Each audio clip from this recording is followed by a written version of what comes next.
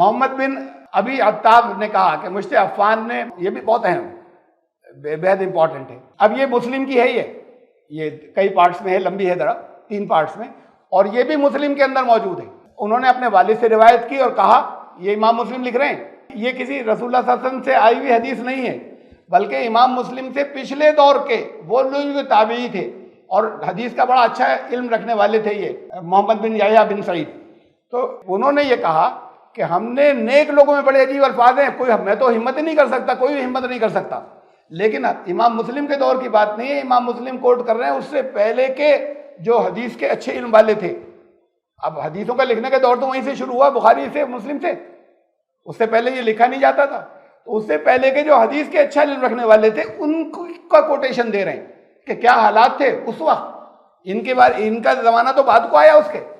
तो उन्होंने लिखा कि हमने सालिहीन लम नरस सालिहीन फी शैइन, हमने नेक लोगों को हदीस से बढ़कर किसी और चीज में झूठ बोलने वाला नहीं पाया। सालिहीन सबसे ज्यादा हदीस में झूठ बोलते हैं। मैं तो सोच भी नहीं सकता कि हम, या कोई हम में से सोच नहीं सकता कि ऐसे अल्फाज को इस्तेमाल कर सकता है सालिहीन के लिए।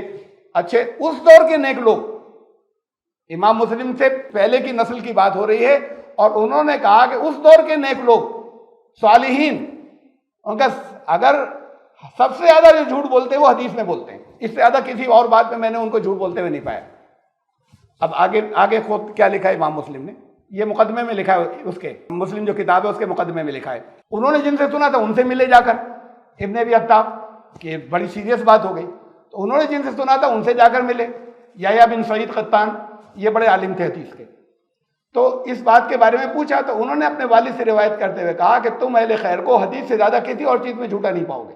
फिर इमाम मुस्लिम ने एक तौजीह की इस झूठ के लफ्ज़ की अपने अल्फाज में। इमाम मुस्लिम ने कहा कि वो वही याह्या बिन सईद जिनसे जाके बात की थी, वो असल में ये कह रहे थे, कहा उन्होंने सख्त अल्फाज में था, लेकिन असल में उनका मतलब ये था कि उनकी ज़बान पर झूठ जारी हो जाता है, जानबूझ के झूठ नहीं बोलते। हदीस का मामला आता है तो कह देते हैं ऐसी बात।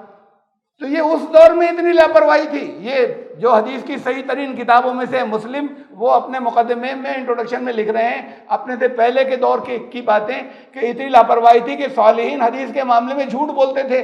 अब वो झूठ बोलने के लिए तौजीह की नहीं, जानबूझकर झूठ नहीं बोलते थे, लेकिन झूठी बातें हुजूर सल्लल्लाहु अलैहि वसल्लम की तरफ अपने अल्फाज में बयान कर देते थे बातें।